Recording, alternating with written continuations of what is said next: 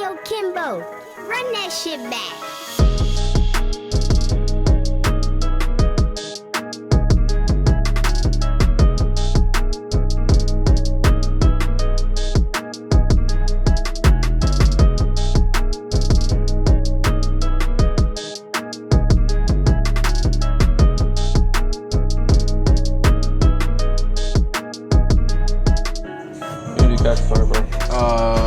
Actually, you don't worry about it, bro. It's good.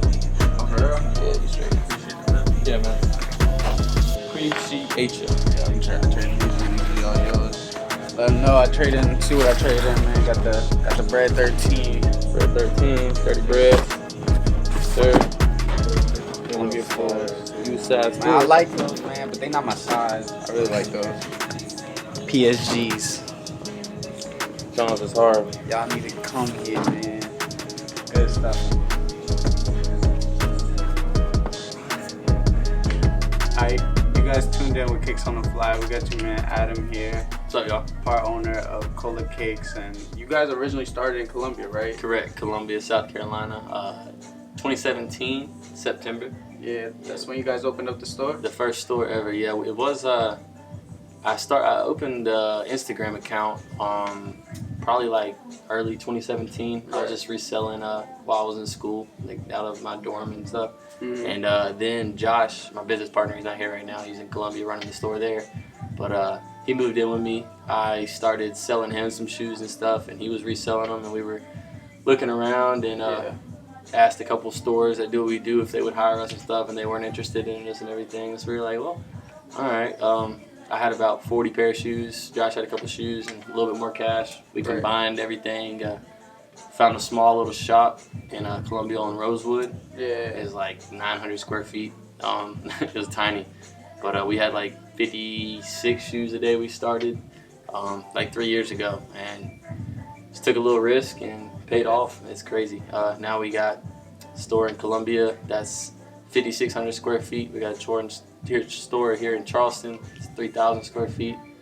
Both got thousands of shoes on display, kind of. Yeah, so that's another thing. What made you choose Charleston, like for your second location? Congrats on opening a second location. Appreciate it. Especially during the pandemic. Like, yeah, that was definitely a risk we took, middle of the pandemic, but I feel like everything happens for a reason. It just felt right. Kind of everybody was down. I feel like we could bring something to kind of lift people up, because a lot of people are passionate about shoes and clothes and everything, so that's why we kind of did it during this time. But Charleston, kind of chose Charleston because I just kind of love Charleston. I just wanted to move to a city where I wanted to live, and I felt like Charleston needed it here. Yeah, big time. Yeah, big time. We went years without having a shoe store like that. Well, besides with the mall and stuff. Yeah. But as far as like the buy, sell, and trade goes, there wasn't really any any stores really here, so we just felt like a right good enough market. And I don't know, I like being near the water, so that place too, like right in between downtown and the mall, basically. So right beside the outlets. So it's a good spot, man. I'm loving Charleston so far. I've been here since I moved here in March, but we opened the store 3 months ago in August. But it's been great. Made a lot of new relationships with the people in Charleston, a lot of new friendships. So how was that, like, dealing with being in Columbia for so long, and, getting to know that environment, then you come here, and it's just, is it a different vibe out here? Like, how did it go? I like it. I miss the people in Columbia a good bit, like, met a lot of good friends there, especially the guys at the store and stuff, and, like, the regular customers we have and stuff here, but I like making, like, new friendships, new relationships, and coming down here has been great. But the people here, it's a lot of good people here from what I've met so far. I haven't had any crazy interactions yet or anything. Everybody's been showing love. Everybody's been, excited about the shoe, like what we're bringing to Charleston. And so I like it. It's a little different. But I think the culture and the vibe is here pretty much the same for the most part. But yeah, and I like how you guys reached out to the people that were already doing it while they were here, like Altered Ego. I know they fuck with you, and also Selective. Yeah, Selective. Actually, Luke from Selective, he worked with us for like a month or two. In between they opened up their own while they store. were doing stuff. He was here and helping us a lot and teach us a lot about like the vintage and stuff. And we were helping him with shoes and everything. So it was good for both of us. But yeah, y'all be sure to check out Selective Hype. They're downtown Charleston, best vintage store in the state. So they got it. So did you guys combine and like get a little vintage stuff for his store and your store? Like?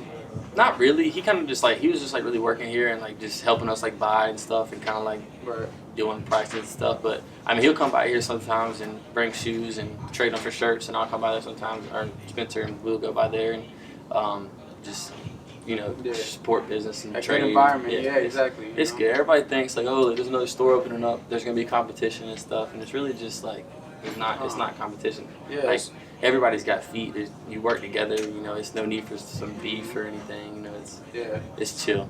And I like that. Like, y'all still the same, like buy sell trade, but everybody just has their own different things. Like you guys are more shoes. You do have the hype beast stuff as well, and like the vintage, but they're more of like vintage clothing wear. And they like, have a lot of like the cool accessories and things like that too. But everybody's kind of got their own little personal twist they have to it. It's just. I feel like this is Colakicks. Like this is where you're in Columbia, you're in Charleston. It's the same setup, it's the same vibe, same customer service. Like everybody has their own business model. They do a good job. It's just ours is a little different. That's all it is. So like when you guys finally got this store open and stuff, like are most of the things in here are personal for you? Like they're just personal pieces that you've been collecting. Like, as far as the sports memorabilia goes, I'm not gonna say all of it, but a good bit of it here and the Columbia store was just stuff I had in the house, like on my walls growing up. I mean, we've definitely brought a lot of stuff and like all these pendants and stuff around the top. Like we've added those recently, and like people come in and sell us like pictures and stuff and flags and stuff sometimes. But a good bit of the stuff on the walls is just I grew up with having, and my dad's a big sports collector too, and in his little man cave, he kind of just like let us borrow some stuff. Some stuff he's like, I'm gonna need that back if y'all close down. I was like, I got you, man. I got you. Yeah, personal pieces. Yeah, it's sweet. There's a vibe here for sure. So how do you guys do that in order to attract customers? Like, what do you guys? I know you guys have that Steel Saturdays. Yeah. You know what I mean? You Saturday guys. Steals. Yeah, it's social media is huge, man. Everybody nowadays, like, people are so heavily on their phones, and it's just you got Instagram, you got Twitter, Facebook, like, and then there's other like selling revenues like you got Goat, you got eBay, you got StockX, and you got OfferUp, Craigslist. There's so many different platforms to sell things on too, and we kind of use all those to spread the word about us, people to come here, and you got like Google and everything. So just technology is just in the past 5 years has changed drastically and made it to where businesses can market themselves around the world instead of just word of mouth, But also word of mouth is a very big aspect in our business as well. You gotta get the word out there, y'all do your own thing and stuff like that. Yeah, and stuff like this, people coming in and they show giving us the opportunity to let us do videos, and that's sweet. We like stuff like this. People are gonna watch this video and they might want to come by Colakicks one day. Yeah, they got dope stuff. You know what I mean? You guys gotta check them out. They're one of the best ones doing it right now. Appreciate that, man. On the East Coast, because we don't really got too much over here, man. But the things that we do got, we do appreciate them. That's why we always show love. Oh man, yes, sir. And about your personal collection, like what age did you start collecting? Like was it in high school? Like I've had a weird I've just loved shoes for like my whole life. Like I used to get home from like elementary school and go on a Nike ID and just customize shoes and like, Mom, can I get these? She's like, no. I'm like, all right, well, I like them. So I've always just loved shoes, but I started reselling them around like 8th grade. Because I was just wanting more and more shoes because I was playing basketball and wanted to play in them. I love playing in Kobe's and stuff, and Kobe's are like what really got me like into the shoe game, I would say. Like I always liked like Air Max and stuff, but when I started getting to Kobe's, I was like, all right, this is something that inspired you to do this. And then it went from Kobe's to like Jordans, and then I started getting LeBrons and KD's and stuff, and then it's just one thing led to another, and like here we are. But yeah, they've just always been a passion of mine, man. I don't know what it is. Something about putting a new pair of shoes on. Taking them out the box. You unwrapping them. You're like, oh, man, these some grails right here. You can do anything. I feel like you can do anything. You got a new pair of shoes on. I swear, man. You walk out, like, you be trying to step some way because you don't want to get them dirty. For sure. Yeah. Don't even matter what you're wearing as long as you got some good shoes on. It's straight. Yeah. For sure. Yeah, probably about 8th grade. That's when I started, like, flipping shoes and stuff. I didn't have time to get a job in high school. I was playing baseball, football, and basketball, and going to all schools. three sports. Yeah, doing it I, all. I did work at Verizon. That was like my first sales job, and then I did some like farm work and stuff. But Yeah. other than that, I just Nothing that really you were passionate about, because this is really something that you have to be passionate about in order to pursue this. You know what I mean? And we did it. We didn't do it like, oh yeah, we're gonna start with these 50 pairs of shoes and have 2 big stores and like that's what we're gonna do for the rest of our life. It started as a way that, hey, we're gonna take this risk, and if it fails, then it fails, and hopefully someone will hire us after college because we try to open a business. But I mean, we didn't know that it was going to turn into us having 20 employees now. Yeah. Like we've been super blessed. Definitely a God thing. Like just. And blessings. talk about that. Like how you seen the fashion culture change throughout the years? Because I remember growing up, I was in high school and like shoes were important, but they weren't as hype as they were now. Like yeah, it's like I think in like today's time, like I think it's because of like social media and everything, but like we can follow people's lives now. Like you can go on Instagram, you can type in Lil Baby and you can look at his profile and see what he's doing basically every day at all times. He'll go live and you can see what he's wearing and stuff. And for some reason, people in our generation want to be like the LeBrons, and they want to be like people want to be like celebrities. They want to be like famous people, and they want to wear what they wear. And I feel like I feel like a lot of it is just like people just do it for clout. Yeah. And that kind of upsets me sometimes because like I like shoes just because like I like to play ball and like I respect like Kobe and LeBron and KD and Jordan and like I just like to hoop and like wear like what they wear. That's like who I look up to. But a lot of people just like want these expensive shoes just to say I can afford these expensive shoes and stuff. And it's just, I mean, you feel how you want, I guess. Yeah. But it's fashion. But I don't know. I feel like a lot of the shoe game now is kind of getting like a more of a statement, like a I'm better than you type thing. More of just like, yeah, I love these shoes right here. Yeah, instead of just appreciating what you got on. You know? For sure. I mean, if you run up on a pair of like, I don't know, designer shoes for like $300 or $400, it's a good deal. I'm like, yeah, for sure, rock the hell out of them. But like going to paying $1,200 for a pair of shoes to, I guess I don't know. That's not me. But a lot of people do that, and it's like when you go to like sneaker cons and stuff, you'll see a bunch of little 12-year-old kids running around, and they like got on like $20,000 outfits that their parents bought for them. It's like, bro, like come on, Word, come on, bro. you don't gotta run out. You know? Come on, it's a lot of cap in the sneaker game. The fakes these days are they've been getting so real nowadays though. It's like crazy. We got to use like black lights on everything that comes in and like triple check stuff online, and it's stupid. Like it's annoying, and that's just. I mean, people suck, man. There's a lot of good people, but there's some people that just suck. That's why eBay's doing that authentication now. You heard about that? I saw that yesterday. Over $100, they have to authenticate the shoe now. Yeah, that's honestly they're gonna change the game with that. Yeah, they're going up, man. They're going up on that reselling online stuff because anybody could do it. Yeah, that's the thing. Anybody can. You just post them. I mean, I got my dad reselling stuff on eBay and stuff, and he's making like 50 to 80,000 extra a year just because he's selling. My dad's got 800 things on his eBay right now, like maybe more than that. Like, dude grinds and he just spends like 30 minutes a day on it. It's not hard, bro. You just gotta put in a little effort. Like, say if you work a job and then you flip shoes on the side and you cut some grass on the side, like people don't realize like that's 3 different things, but that's probably about 6 figures a year just from just from side hustle, 2 side hustles and like a normal job. But it's the grind. Yeah, it's out there, man. People can just. And it's not just shoes, it's anything. Everything has a value. You can sell anything on eBay or any website. You can go to Goodwills and buy T-shirts for $1 and sell them for $10. Yeah. People are like, oh, that's just $10. But you see, the sports cars came up. They sell them for like $100,000 now. Some of them are, sport cars are back. Yeah. StockX has helped. I think StockX is like a blessing and a curse to the shoe game. Yeah. Like this stuff. No, you're right.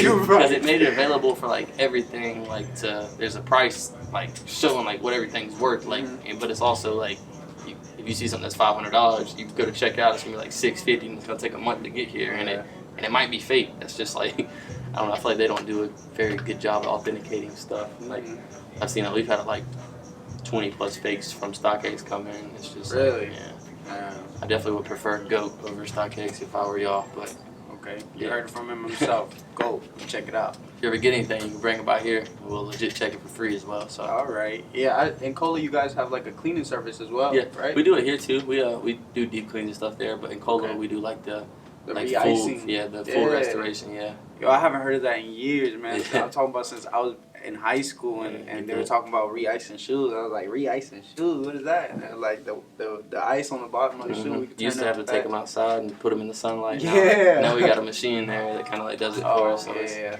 it's good. Yeah, y'all. If you need shoes fixed, everything, just take them here at Columbia store. Right. For sure, that's dope that you guys incorporate so many things within like just the sneakers, and you know got the wear, the wardrobe, and everything. You know, For sure, man.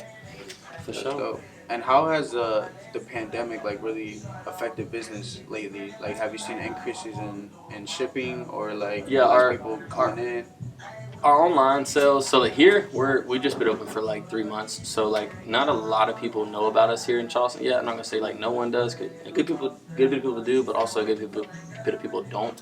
Our online sales definitely picked up once the pandemic started. Cause we had to close down for like a month or so in the Columbia store, and then we kind of were getting this ready while we were closed down there, and then when we opened back up, everybody got the stimulus checks, and people were spinning bread, bro. It was kind of crazy. We needed shoes. We were like out of shoes almost, and then we just re-upped, and now everybody's kind of like that stimulus check's going and stuff. Yeah, and it ain't coming back neither. It comes and goes, and it's also like just in retail, like pretty much like I think almost every store, like just like the September, October, November is kind of a very dry time for retail because a lot of people like are just waiting till Christmas. Like I'm just gonna wait till Christmas to get it, and so like. Into November, December, January, February when they get the tax returns, like it comes and goes in retail, man. But we're starting to figure it out. We've only been doing it for 3 years, you know. We didn't have we learned from our mistakes, man. It's just a knowledge that you pick up while in the game, you know. Yeah, it's not like when I went to I graduated college with a sports management degree, and I didn't learn anything in college that helps me in this store. Like this business, like everything we've done or like. We've learned from our mistakes and like what to do. Like when we opened up the second store here, there was so many things that like we're like, okay, we're definitely not gonna do this. We're gonna do this, and it just made this store so much smoother and like it's 10 times more organized than the other store just because we learned from our mistakes and stuff. But other stores are organized and stuff now too. But this one like off the jump was ready to go. The other one we were just, we didn't know what we were doing. We were just making money and didn't even really realize it. We just kept reinvesting in the shoes, and then all of a sudden we had couple $100,000 worth of shoes, and we're like, oh my gosh, what happened? It's crazy. So while your reselling period, like what was one of the grail shoes that you got and you were like, man, I don't know if I want to sell these just yet? Like when we were starting the store, like or just anything when you were before you had the store, or when you had the store, when you had just start reselling. But I picked up on some grails. I got some what are they called? Not the Galaxy phones, but the I'm blanking right now. You might have to clip this. What are the damn phones? It was the Jalen. What's them? The phones like the green, like the fire-looking things. The paranormal. Yeah, the paranormal phones. Oh, the paranormal. Yeah. So I got these paranormal phones for like $1,200. And they were going. I think I ended up selling them for like. I did not want to sell them at all. And I was just like love looking at them. Ended up selling for like $3,600. Oh yeah. Just like. Good. Yeah. You made your money back, but tripled it. Like easy. That was one of the better flips ever had. It was a good one. But I mean, there's a lot of stuff. Like now, if something comes in and I don't have it, and it's something I want, like it's tough to sell it. Like, it's tough. Yeah, but I recently I was telling you earlier, I kind of just like sold my whole collection when I moved out here and got a house.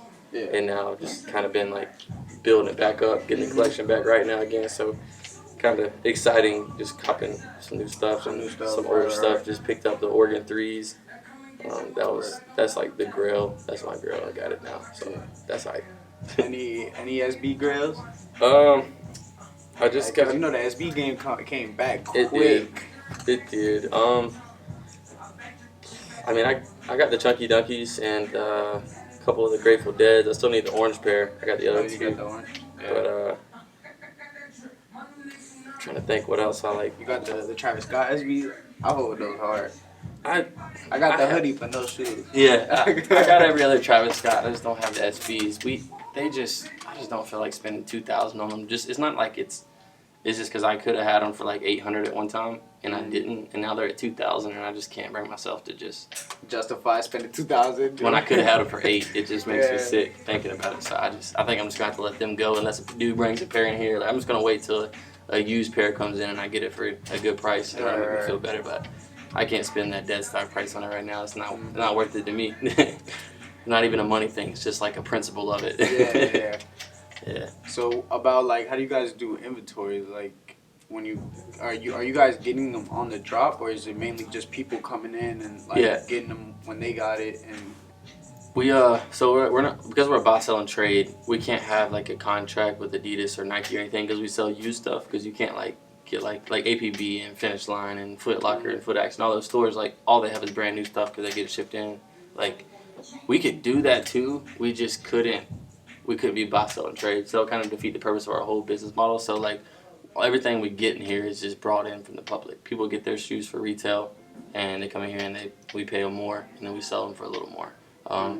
And sometimes probably now we haven't been to a sneaker con in probably around a year now, especially because of the virus. But sometimes we go there and we'll take about 100 pairs that have been sitting for a while and we'll sell them, and then we'll bring back about 100 pairs, and it'll be like something new. But I'd say about 95% of the stuff in here, maybe a little more than that honestly now, but like basically everything here is just people walk through that door right there and they're looking to get cash or trade off or something. And sometimes it's the whole collection. It's 50 something to 100 something pairs, or sometimes it's just like one or two. But it's so random. That's what kind of exciting about this job, because you never know if someone's gonna bring a 50 pair size 12 collection in. And I'm just like, well, that's my size. Like, what do I want? Or it's fun, man. It's exciting, and sometimes people like bring some fire clothes in or some designer anything. It's every day is just different, you know. It's random. That's You what never I like know about it. Never know what you're gonna get. Yeah. It's pretty cool, man. It's definitely doesn't feel like coming to work here, and that's what's awesome. It's just coming here, and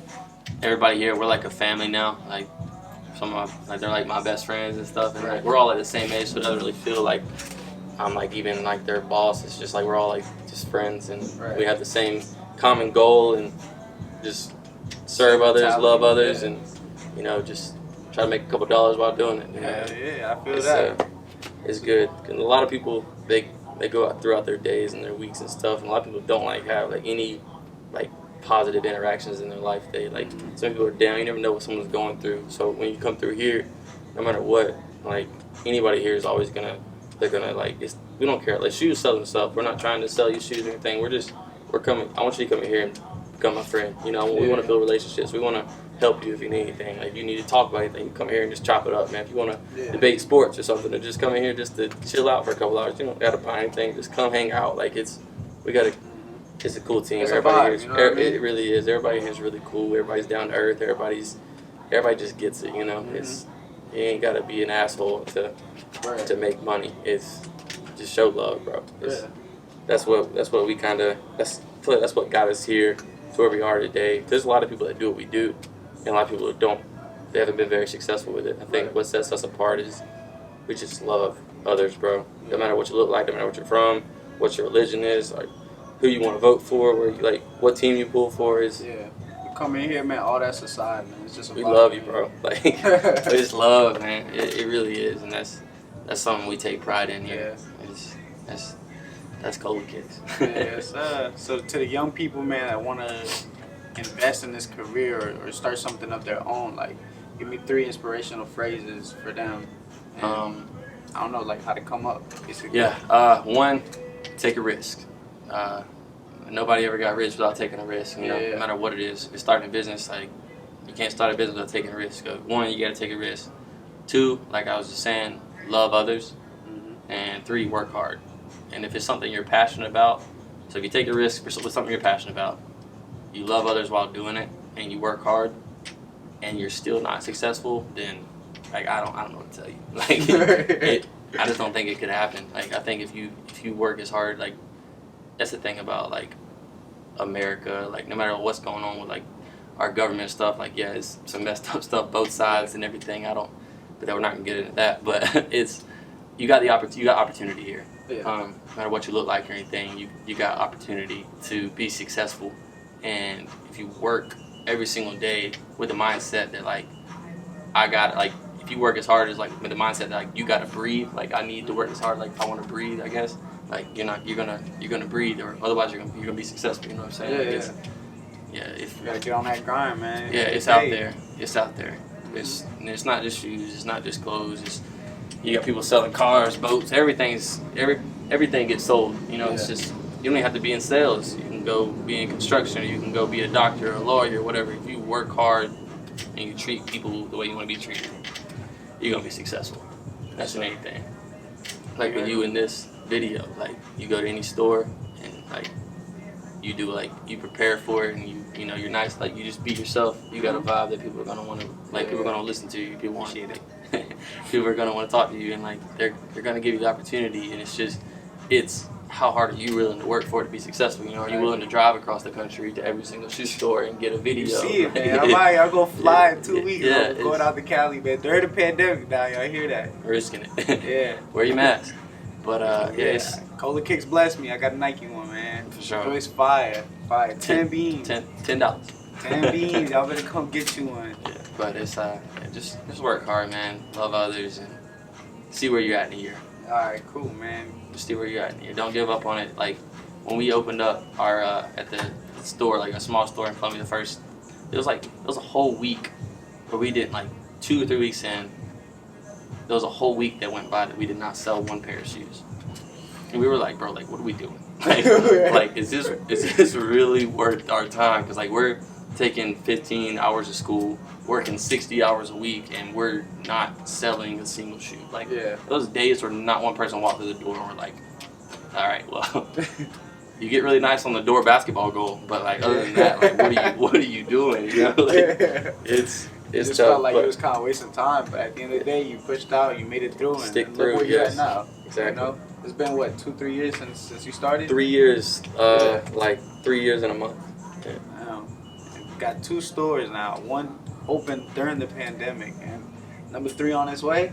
Definitely, yeah. All right, so that's all the time we got for you guys today, man. Thanks a lot for coming in here. Let me do an interview with you. For sure. If you're ever in Charleston or in Columbia, come check out Colakicks, man. Great stuff on the walls, man. All heat. That's all you're gonna find, man. Vintage clothes too, if you need it. Bags, wallets, anything you need, man. Yes, sir. Hit up my man Adam. Appreciate you, fam. Thank you guys. Appreciate y'all.